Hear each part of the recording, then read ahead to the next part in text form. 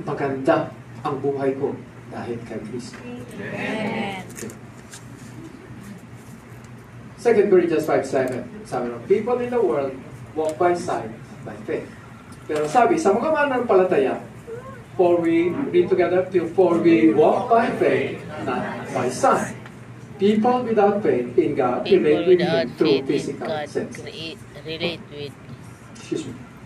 Him Tatanong nila, through the pakita mo muna, physical anong ebidensya? Maayos ba buhay natin? For we walk by May faith, kagalakan ka not ba? by sight. Pag may problema, nakikita ba nila na mapayapa ka pa rin? Hindi ka natataranta?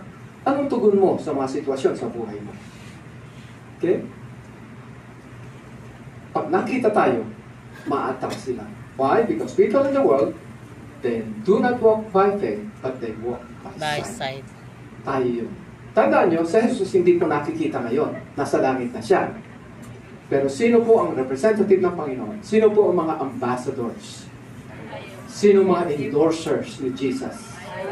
Sabihin mo sa katabi mo, ikaw ay endorser ni Jesus. Ikaw at ako. That's why ang mga endorsers po magaganda. Sana all. Pag babae ka, sabihin mo, ako'y maganda. Ay, walang confidence. Sa mga lalaki, sabihin mo, ako'y gwapo. Ang pagiging maganda at gwapo, hindi po panlabas lang. Nag-umpisa yan sa panloob. Sa Biblia, walang sinasabing maganda, pangit. Wala po. Sa Biblia, ang sinasabi lang, there is evil and there is good. Not in appearance, but in terms of its quality. Sa buhay natin, ang mundo, tinuruan tayo, may pangit, may maganda. Sa mata ng Diyos, lahat po tayo ay nilalang ng kawangis at kararaman ng Diyos. Lahat maganda. Ngayon, sabihin mo sa katabi mo, alam mo, dapat mong maisip at tanggapin, maganda ka. Ganda ka. Maganda ka. Ganda ka. Okay? Pag lalaki, wapo ka. Amen. Meron namang nagsabi sa inyo, hindi kayo bagay?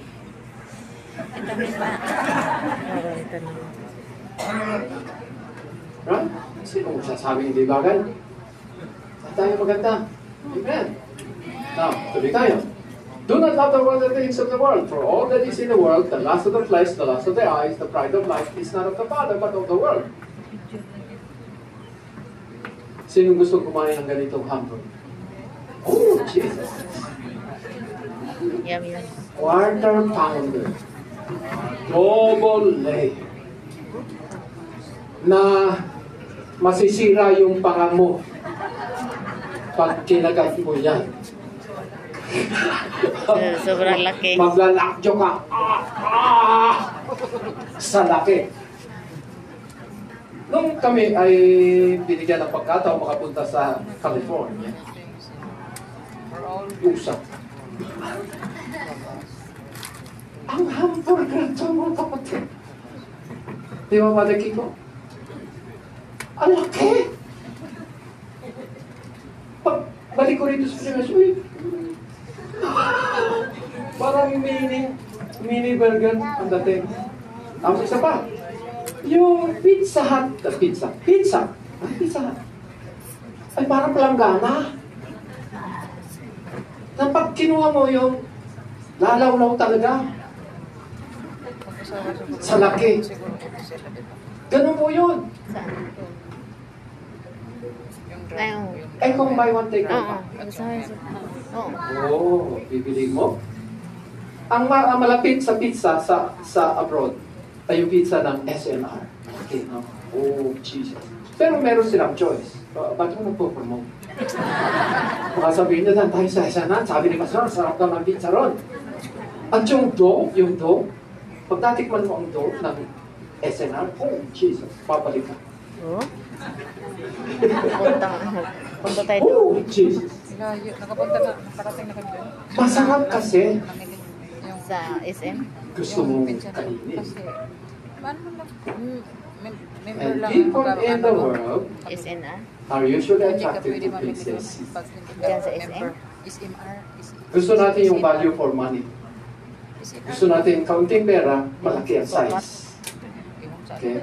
Yan yung Angel's Burger naman yon. Meron naman dyan sa SM. Ha? Angel's Burger, unang kagat, tinapay pa rin. Hindi pwede Limang kagat na, tinapay pa rin. Member kay lahat makaano dyan. Membership lang kasi nakalagay doon. Magkano naman ba member? Free? Iwan. Pero may ano ka. May membership. Atin natin na yan. Membership is in our Hindi shopping nakarecord na to. doon sa sukat. Hindi, narinig ko lang yan sa Cavite. Angel's Burger. Bawat kagat, tinapay. Sarap ang pizza. That's why, buy one take one. Okay? Nakakain ka na. Do not love the things of the world. Grocery lang kami doon. Namili ng pagkain. Mawawala yan. Temporary lang yan. Ang tunay na dapat pagtitip natin ay nasa Panginoon. Amen. See, ang word pong ginamit is love. Do not love. Do not love the world. In the same way as you love the Lord. You do not love the world as you love the Lord. And notice here, loving the Lord has something to do with things. That's why Matthew 6 tells us, seek first the kingdom of God and His righteousness, and all these things. Do not worry about things that you eat, things that you wear. Right? Ang attraction kasi sa atin, sa nakikita natin. Kaya sa mga susunod, tapos na si Pastora na dahil sa busy niya,